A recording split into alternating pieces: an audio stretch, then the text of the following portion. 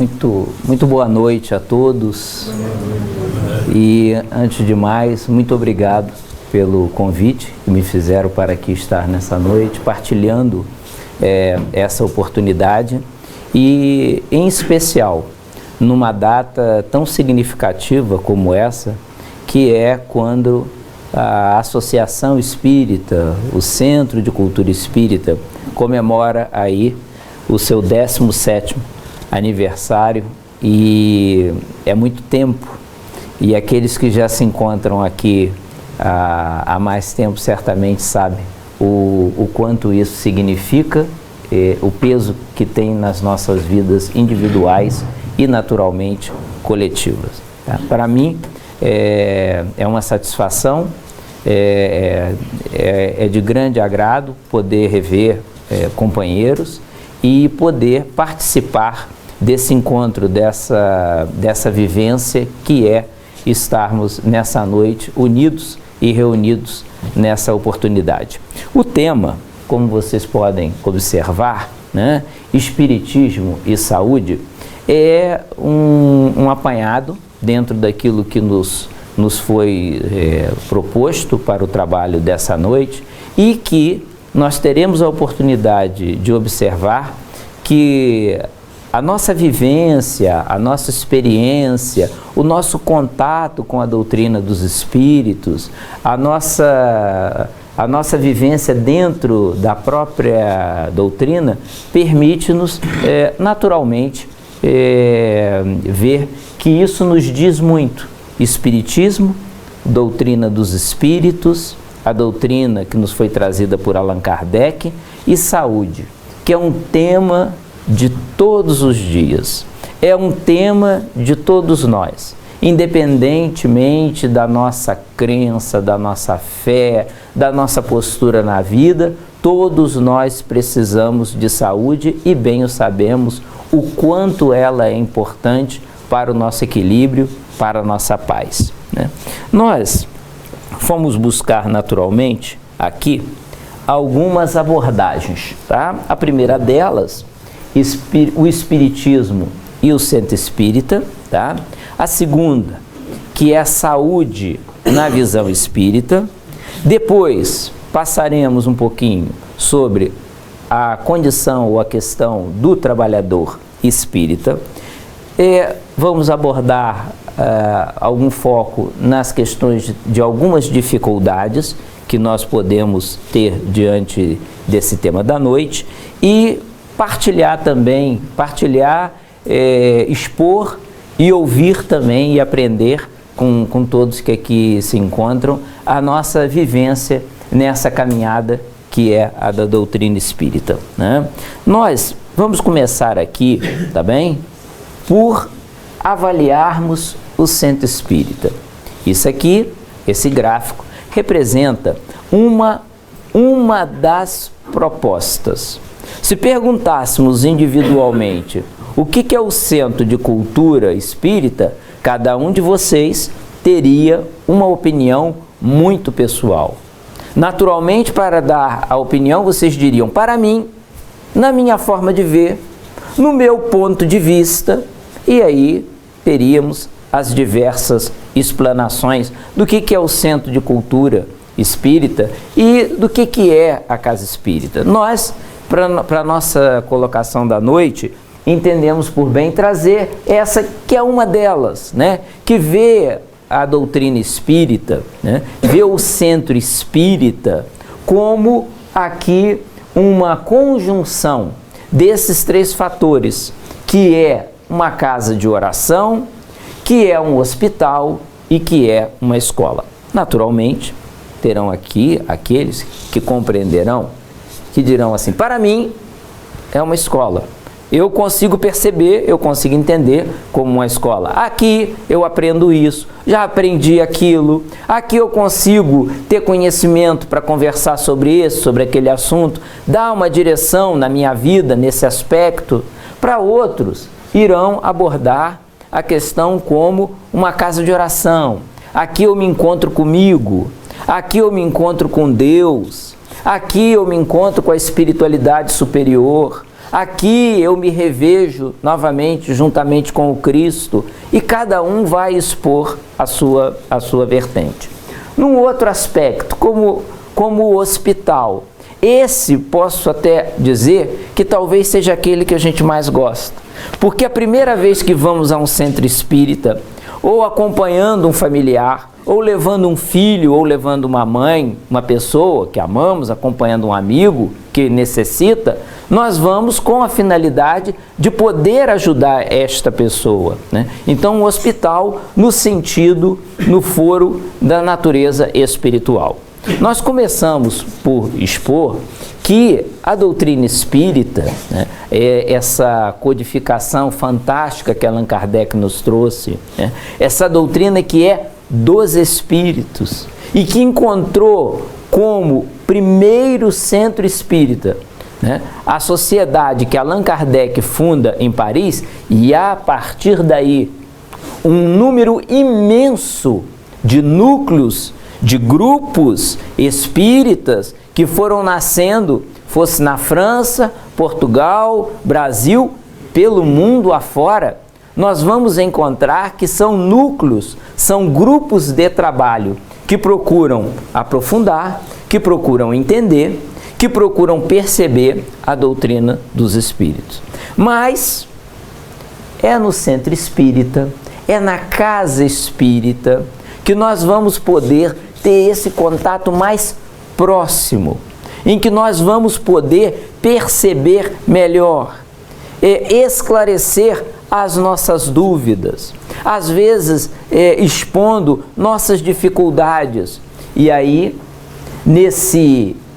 nessa tríade de casa de oração, de escola e de hospital, nós veremos ali, né, que o centro espírita, a casa espírita, ela tem um ponto, um núcleo, um denominador comum com todas as outras vertentes.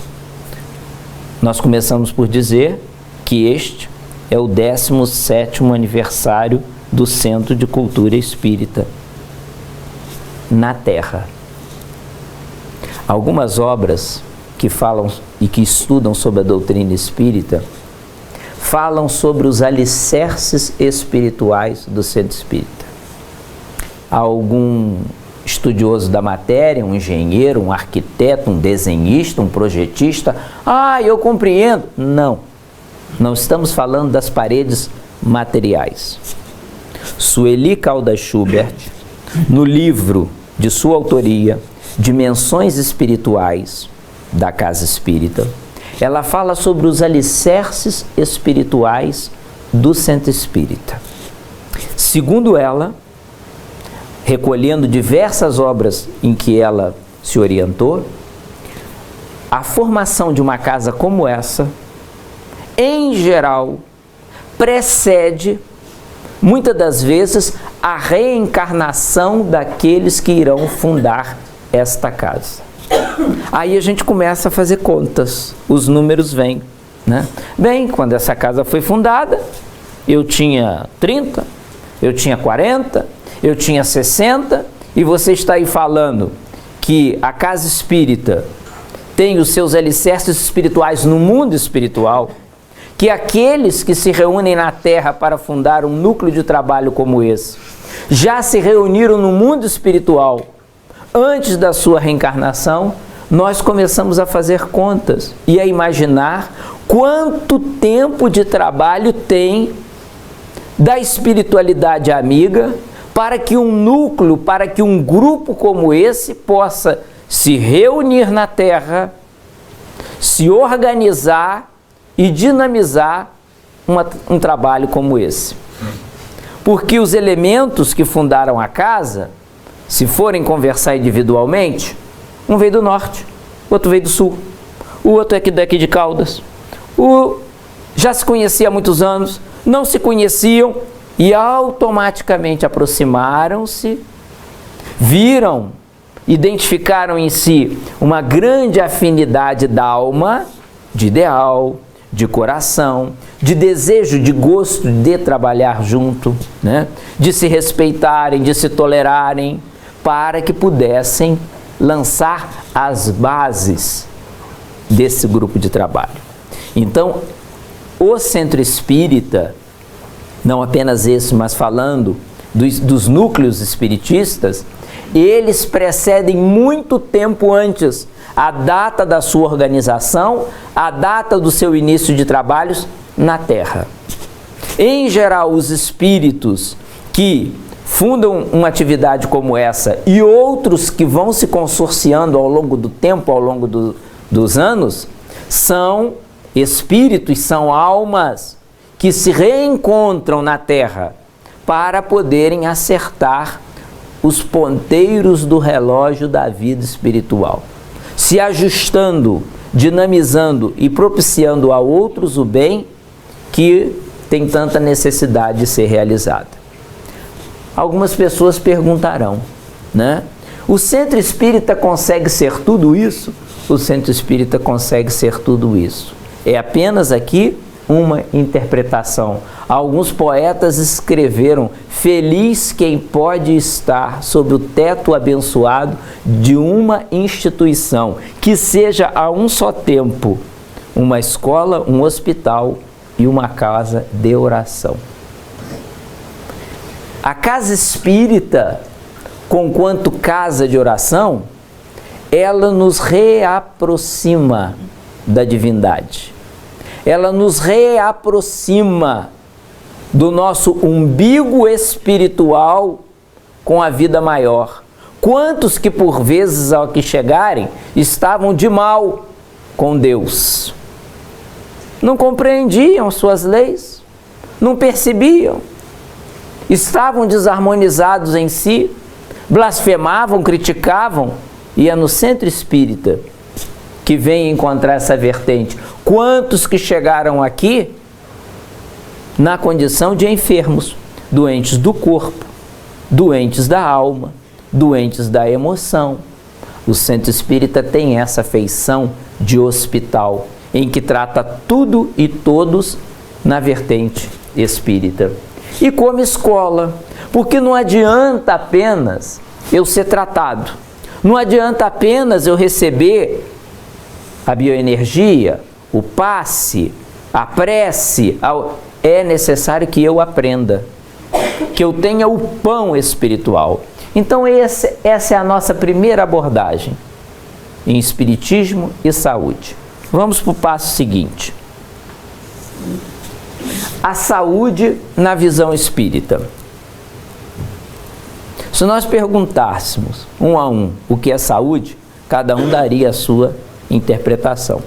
Uns poderiam dizer: é não sofrer, é não ter dor, é não precisar ir ao médico, é não precisar tomar remédio, é não precisar ser operado. Cada um apresenta. A Organização Mundial de Saúde tem a sua definição, mas nós vamos falar de saúde na visão espírita. Aí nós trouxemos uma definição de Emmanuel, encontra-se no livro O Consolador. E esse benfeitor espiritual nos diz que, para o homem da terra, a saúde pode significar o equilíbrio perfeito dos órgãos materiais. E nós observamos isso. Às vezes estamos preocupados: será que eu estou bem? E agora completei 40, 60, 70 anos, vou ao médico. Deixa eu ver como é que eu estou. Aí a gente faz análise, faz eletrocardiograma. Aí tem uns exames que tem que meter o tubo, tem outros que tem que tirar o tubo. Aí a gente vai no especialista dos olhos, a gente vai no cardiologista, não vai... E nos mandam embora, dizendo assim: você está bem. Não tem nada. É tudo compatível com a sua idade. A gente fica até um pouco triste, porque a gente queria ter alguma coisa. Mas passado um ano, a gente já está fora da validade, a gente tem que voltar para a inspeção. Às vezes nós buscamos só o equilíbrio dos órgãos materiais, o estômago, o coração, a cabeça, os olhos, os ossos. Para o plano espiritual, a saúde é a perfeita harmonia da alma. Quando a gente lê essa definição de Emmanuel, a gente diz assim: olha, quando eu me vejo diante disso, eu constato que eu sou um doente. Porque todos nós temos o quê? desarmonias espirituais, conflitos, desajustes. Se nós olharmos para o panorama da Terra, nós vamos encontrar o quê? Que a Terra é um grande hospital, em que todos nós somos doentes. E a notícia, que é mais difícil, doentes crônicos. Perfeita harmonia da alma, nós estamos a caminho de conquistar. Quem que nós conhecemos que tem assim uma saúde de ferro, uma saúde robusta, por muito tempo que viva, chega uma hora que aparece um probleminha aqui, um probleminha ali. O que nós sabemos da história do Evangelho, que não se consta nenhum dia que Jesus Cristo tenha adoecido. O médico das almas, o pão da vida, esse jamais adoeceu. Mas por quê? Espírito perfeito. E nós somos espíritos a caminho da perfeição. Ainda temporariamente imperfeitos, mas a caminho da perfeição. É isso que Emmanuel nos diz no Consolador. Então isso nos deixa a ideia de que todos nós nos encontramos doentes, ou doentes do corpo, ou doentes das emoções, doentes espirituais. Na visão espírita, estamos todos num processo terapêutico, tomando medicamento da vida, fazendo tratamentos sucessivos. Já vimos o centro espírita, já vimos a saúde, e agora nós vamos falar sobre um outro tópico, que é o trabalhador espírita. Bem, é aquele ou aquela que colabora com a casa espírita, assumindo compromissos com a espiritualidade maior. Uma definição muito simples: trabalhador, tarefeiro, colaborador é aquele que ajuda na casa espírita. E nós vamos encontrar, né, um leque muito variado das condições desses trabalhadores. Quando nós estamos falando do tarefeiro, do trabalhador espírita, daquele que colabora, daquele que coopera, né?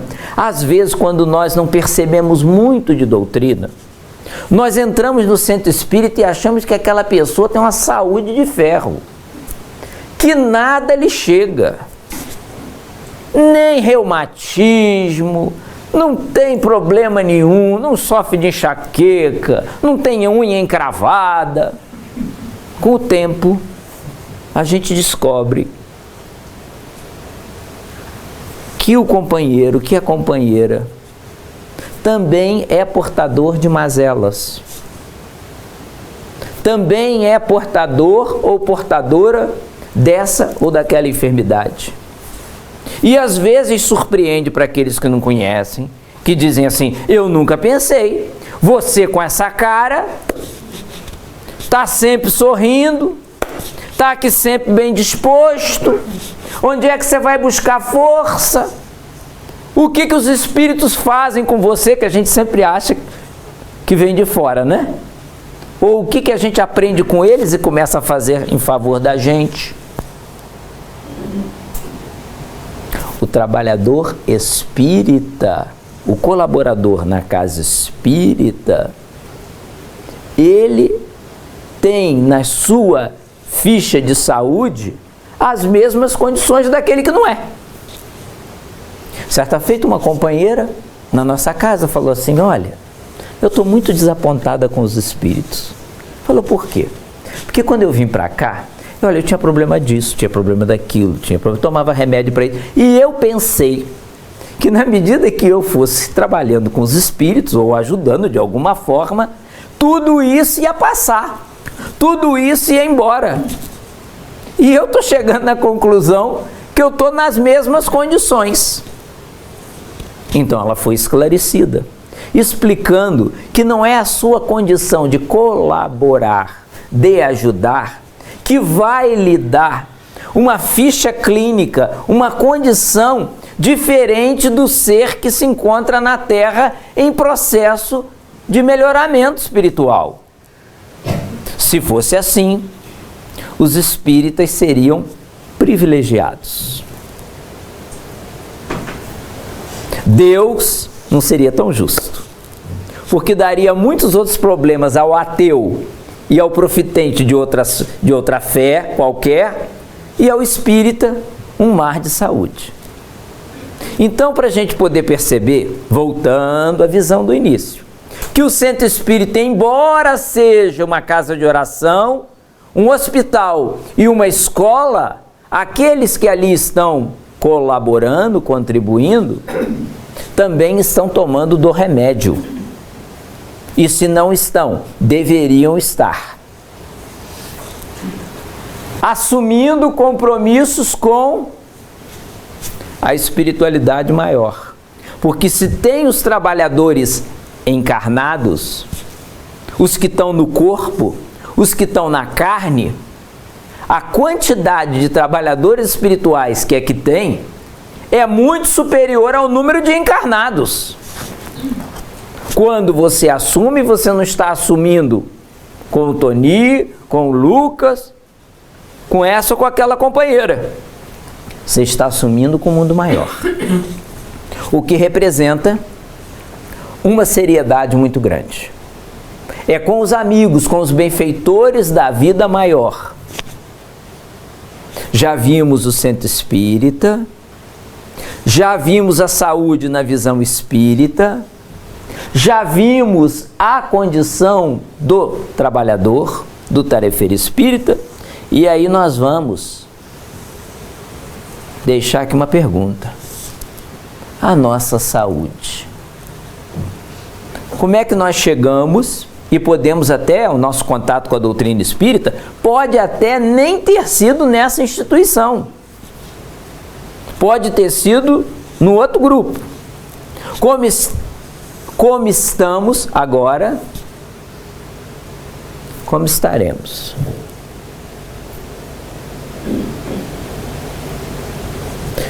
Muitos dos trabalhadores, muitos dos frequentadores estão aqui, mas de dia estavam trabalhando, ganhando o seu pão de cada dia. Uma vez nos perguntaram lá, por que o centro espírita, a maioria das atividades é à noite? Porque durante o dia o povo trabalha. Ninguém ganha o pão no centro espírita. Durante o dia o povo está trabalhando. O tempo que sobra, aí a gente dedica ao centro espírita. Fala assim, você fala isso, você não conhece minha vida, né? Se você conhecesse minha vida, as coisas que eu tenho para fazer, né? As coisas que eu tenho que organizar em casa. O Tony não tem uma vida mais facilitada e tudo, né? Aquela companheira não, já está reformada, já está aposentada. A vida dos colaboradores, dos tarefeiros, é uma vida que eu costumo dizer que é uma vida em desdobramento. É uma vida de 2 em 1. Você corre e atende as coisas da terra igual qualquer outro companheiro. E depois, o tempo que sobra ou que você arruma, aí é que você vai se dedicar à casa espírita. E isso nos leva a uma reflexão. Eu tenho uma oportunidade na minha vida que eu considero uma verdadeira bênção. Por quê? Porque quando eu fui levado pelos meus pais. Minha mãe lia as obras de Allan Kardec. Segundo ela, recebeu os livros de presente do meu pai e dizia, foi o maior presente que teu pai me deu ao longo da vida. Naquela época havia o caixeiro viajante. O sujeito vinha todo carregado e visitava as repartições. Parava, abria aquela mala e fazia negócio. O indivíduo chegou no trabalho do meu pai, ofereceu, olha, eu tenho aqui uma coleção de um tal de Allan Kardec. O senhor não gostaria de levar? Vou levar, minha mulher que gosta destas coisas. E carregou os livros lá para casa. Mamãe lia e começou a ter o gosto de visitar um centro espírita. Quando ela chegava em alguns centros espíritas que ia, ela olhava para o livro e dizia assim, aquilo que eles fazem não é aquilo que o Allan Kardec escreveu. Aí ela procurava outro centro espírita, até encontrar. Um dia ela encontrou um. A senhora vai nesse centro espírita aí, anota aí, escreve aí. Olha, pode levar seus filhos, que lá também tem evangelização para as crianças e tudo.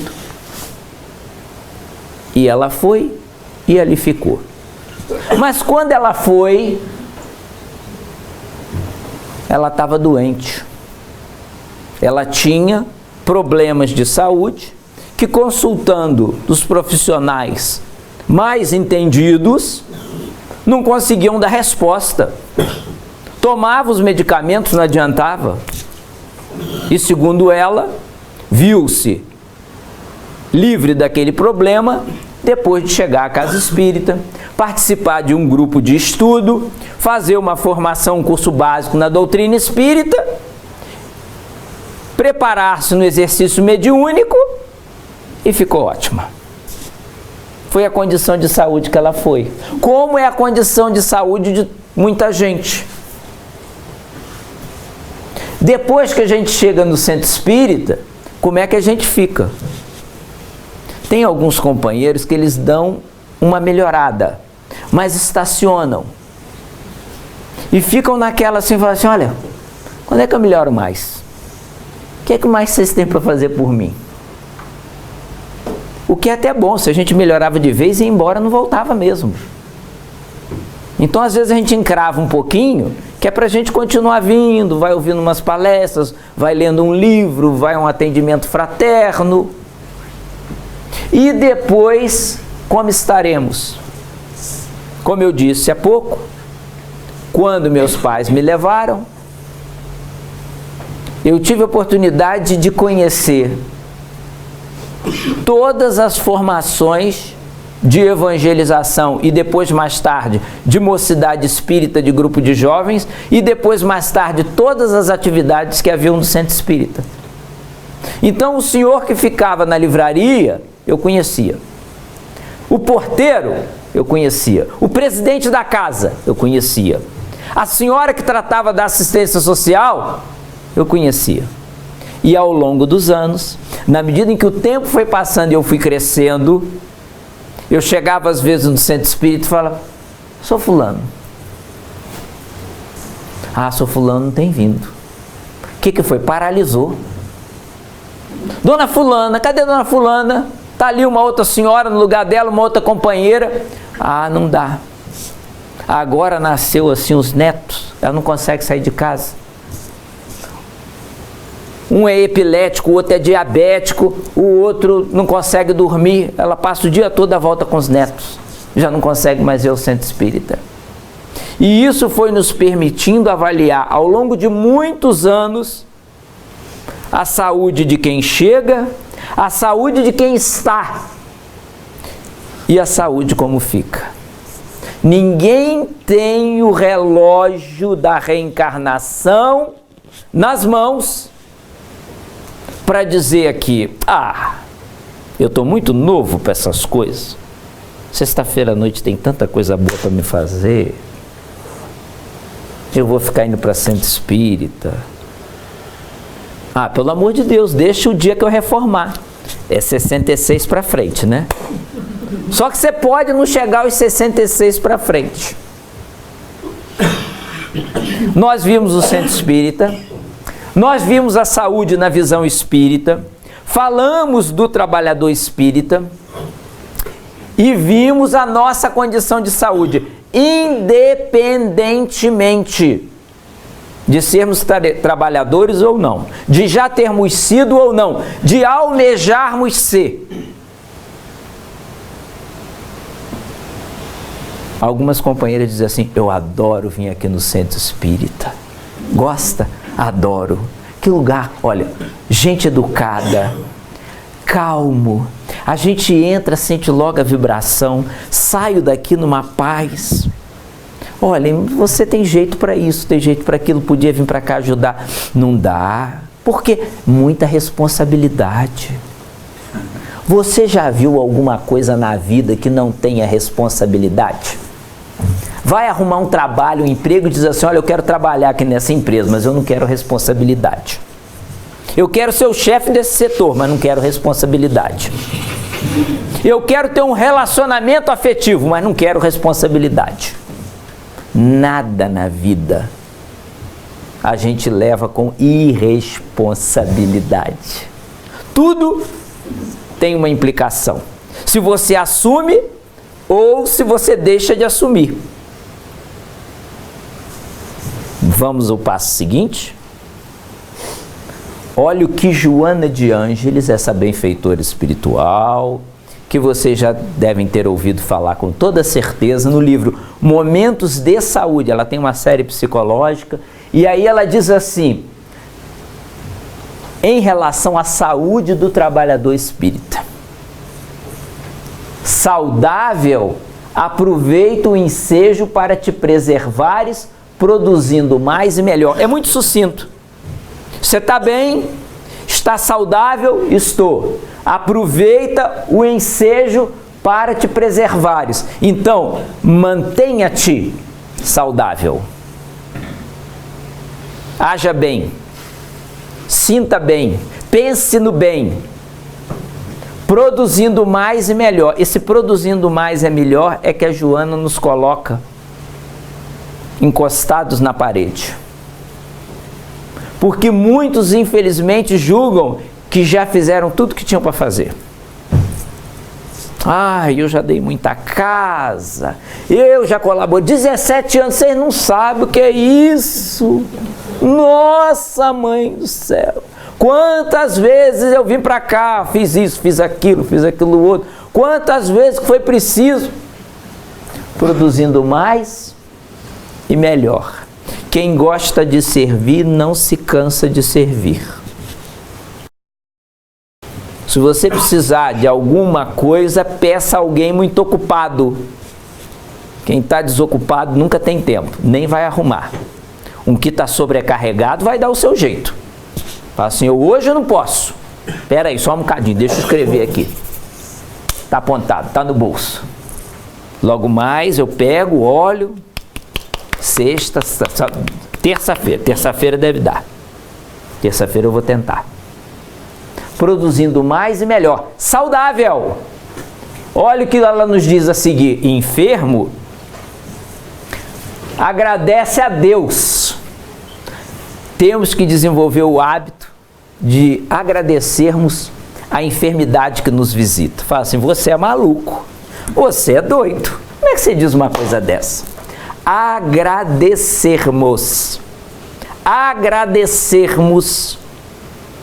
as dificuldades que nós passamos. Quando cairmos doente ou quando sentirmos que não estamos tão bem, agradecermos. E amplie os horizontes mentais no amor para te recuperares. Olha o que ela nos recomenda. Que o amor, não apenas pela gente, não apenas pelos outros, mas amor naquilo que a gente fez e naquilo que a gente faz para recuperar, hoje ou mais tarde, seguindo adiante em paz e confiança. Certa feita, na casa espírita, uma colaboradora falou assim, por quê? E aquele porquê, se ela tivesse um pedaço de pau, ela dava em Deus. Por quê? Que depois dos 70 anos, tudo me apareceu. Olha que pergunta. Eu trabalhei, eu passeei, eu comprei apartamento, eu construí casa, eu eduquei meus filhos, Por quê? Que depois dos 70 anos?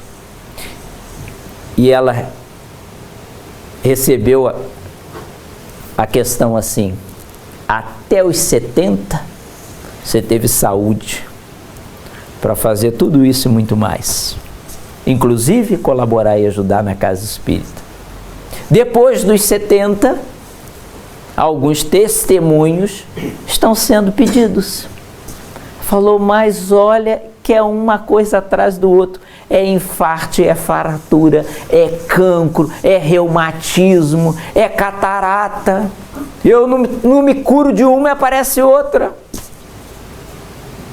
E a gente está vendo coisa boa, porque vai no embalo, nem sente que está mudando de enfermidade.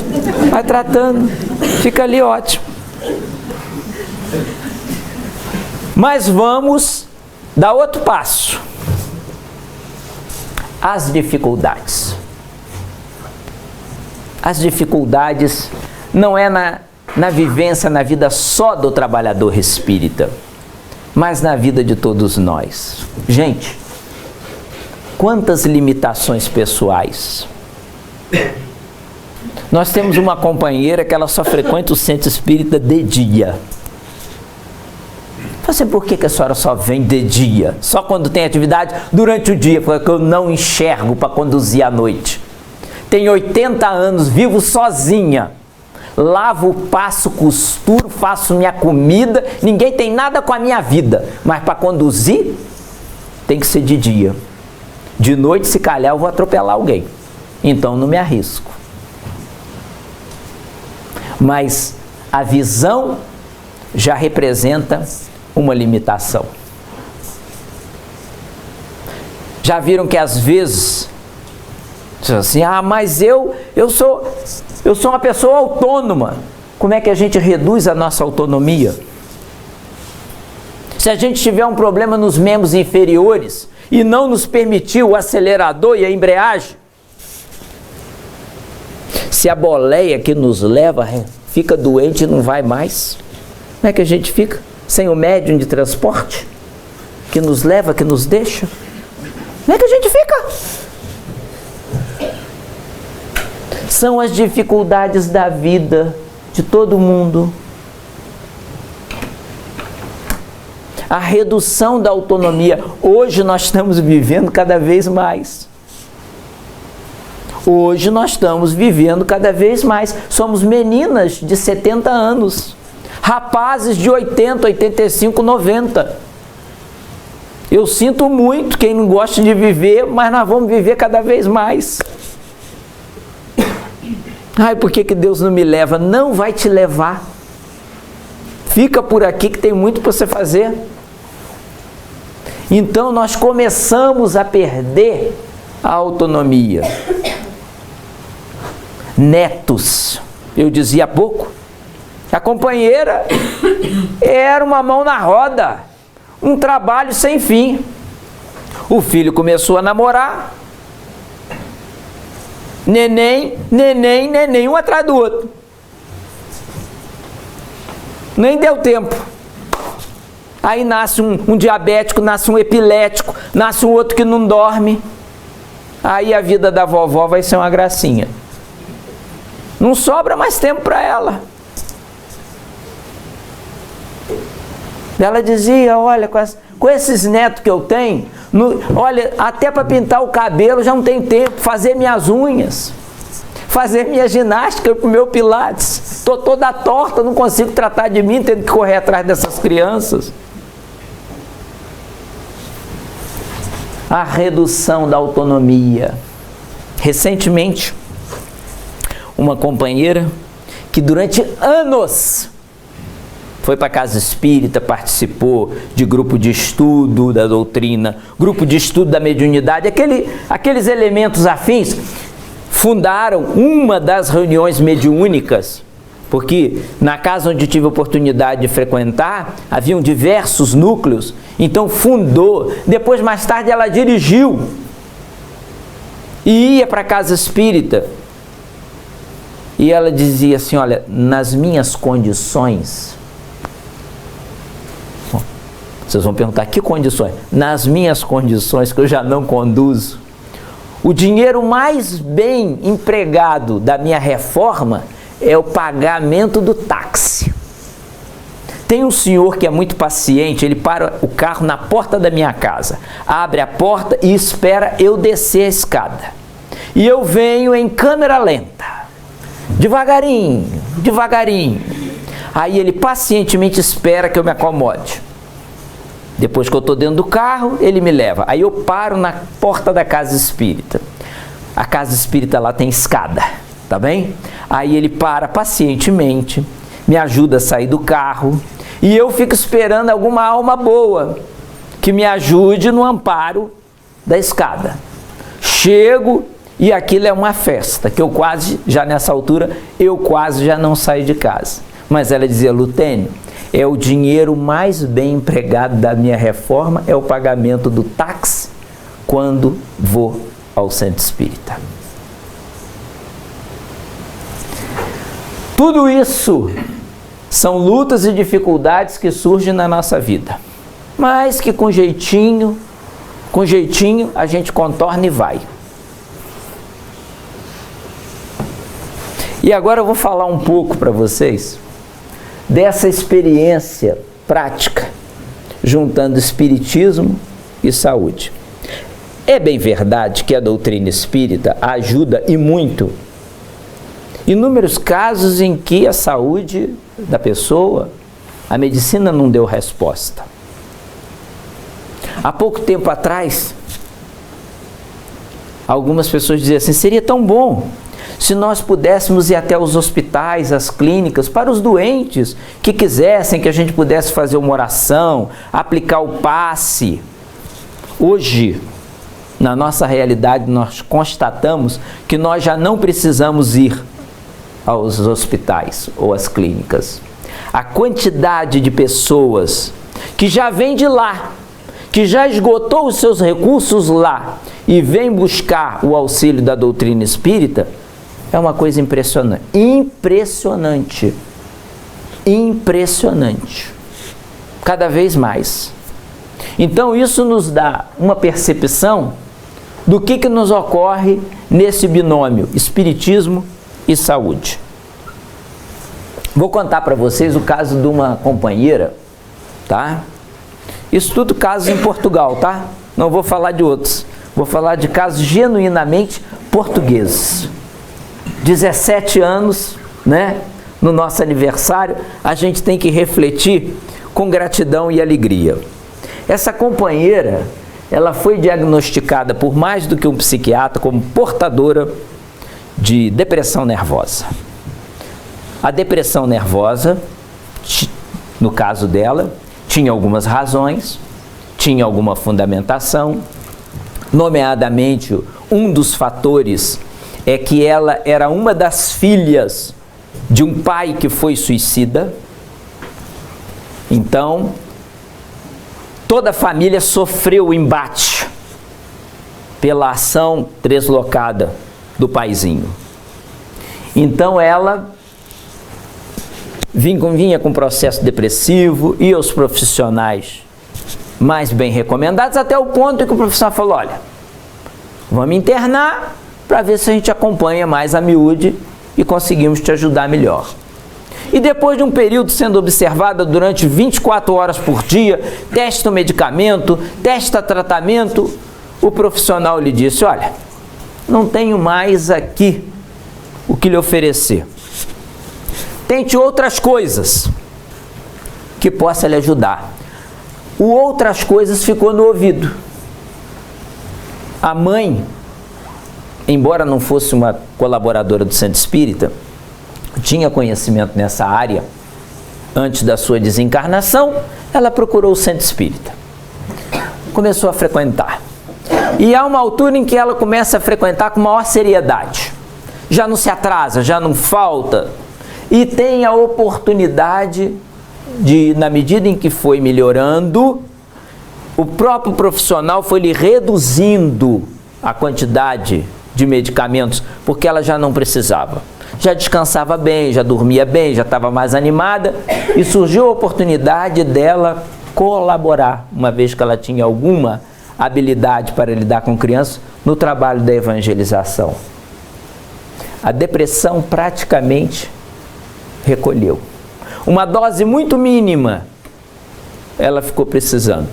Mas aquele estado que se abatia, aquelas épocas em que mudava estação, primavera, outono, qualquer coisinha que acontecia na vida, que a pessoa ficava muito aflita, muito ansiosa, desapareceu. Conhecemos um outro caso diagnosticado com fibromialgia.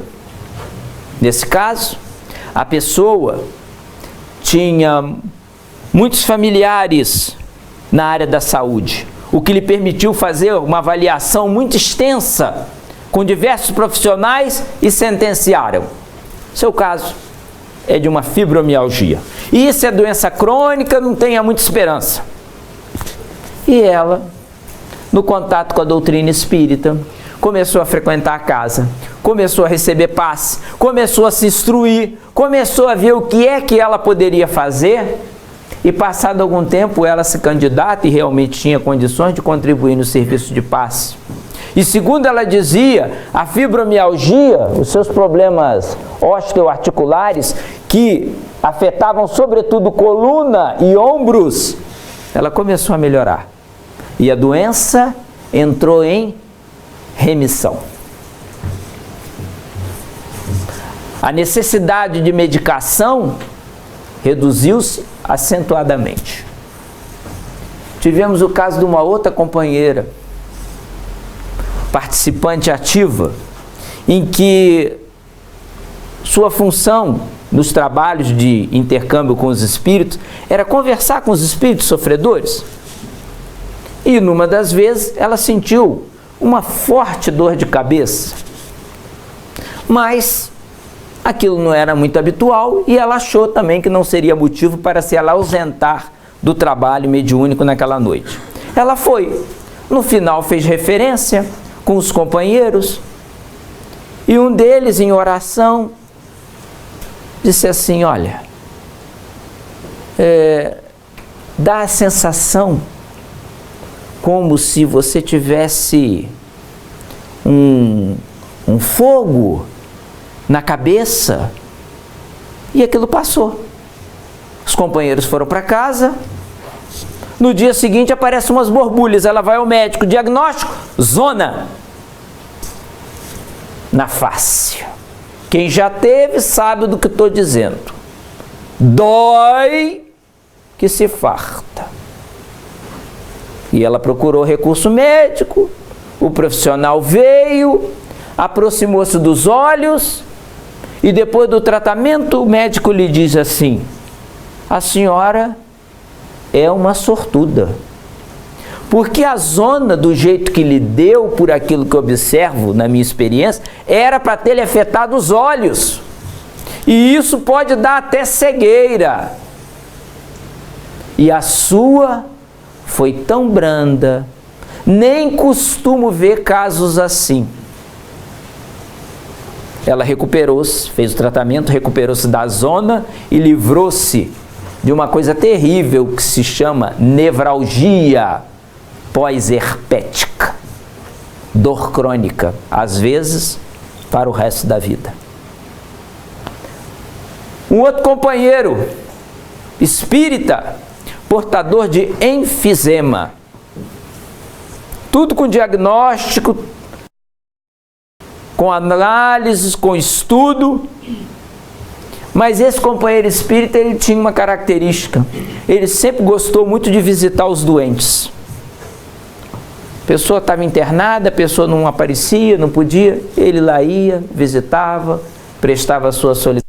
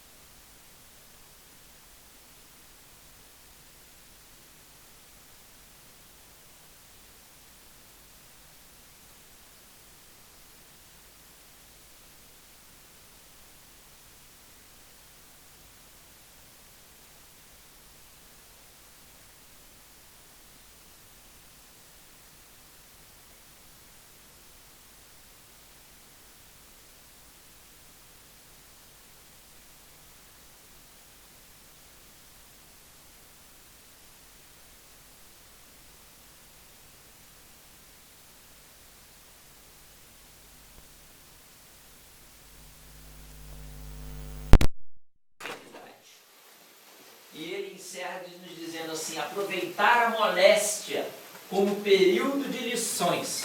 O que a gente tem aprendido com as doenças que a gente tem enfrentado? O que elas nos têm acrescentado? Se tem nos arrancado algumas lágrimas, será que tem nos arrancado também algumas exclamações de gratidão? Sobretudo como tempo de aplicação dos valores alusivos à convicção religiosa. Se a gente tem fé, se a gente acredita, se a gente tem esclarecimento, será que isso nos tem ajudado a enfrentar as lutas e as dificuldades que nós temos passado? E sentencia André Luiz: a enfermidade pode ser considerada o termômetro da fé. Como é que anda a nossa fé? Se nós temos aproveitado diante dessas lutas que vamos passando, para que o nosso testemunho, o nosso desempenho, que a nossa entrega possa ser cada vez maior. Espiritismo e saúde. Eu não falei de todos. Poderia passar aqui muito mais horas mencionando o caso de fulano, o caso de Beltrano, o que se passou com essa, o que se passou com aquele. Se a gente está passando por situações de dificuldade e de dor, vamos procurar sublimar essas situações através do nosso trabalho no bem, do nosso trabalho na luz, evitando deixar para depois. Ninguém tem o relógio da reencarnação nas mãos. Aproveitando, às vezes, o convite, a sugestão que nos dá. Olha, você poderia aparecer, não tem vontade de participar das nossas reuniões de estudo? Olha, vem aprender, vem participar. E às vezes nós ficamos com receio de abraçarmos uma oportunidade rica e nobre em nossa própria vida. 17 anos. 17 anos de alegria, 17 anos de gratidão, 17 anos que a gente poderia gastar esses dias fazendo tantas outras coisas, 17 anos de algumas lutas. Quem está na caminhada sabe aonde o calo aperta, sabe das noites indormidas, que a gente senta na cama, que a gente busca abrir uma página, que a gente busca ouvir a sugestão dos amigos espirituais. Quanta coisa boa tem acontecido em 17 anos. 17 anos que essa casa atende aos encarnados. E em especial não podemos imaginar a quantidade de desencarnados. Então, espiritismo e saúde. Vamos gozar dessa saúde espiritual que todos nós estamos buscando no trabalho do bem, no trabalho da paz, no trabalho da alegria. Parabenizando a todos aqueles que aqui colaboram, que aqui frequentam, que aqui ajudam, que são beneméritos, que dão do seu tempo, dão da sua atenção, dão de alguma forma. Às vezes a gente faz uma coisa tão pequena, tão pequenina, e a gente acha às vezes que o dirigente ou os companheiros da direção nem notaram. Mas vocês não sabem, não fazem ideia o quanto que isso é importante para essa casa. Mas é tão pouquinho. Pois é, mas é de pouquinho assim que a gente consegue. Eu costumo dizer que lá no centro a gente comemora todos os anos. Ano passado comemoramos 20 anos e vamos continuar comemorando, porque não são os anos, não são os meses, não são as semanas, é cada dia, o quanto que nos vai da alma para manter espiritualmente uma casa como essa. Meus parabéns a todos vocês, com votos com votos de que vocês façam e produzam cada vez mais.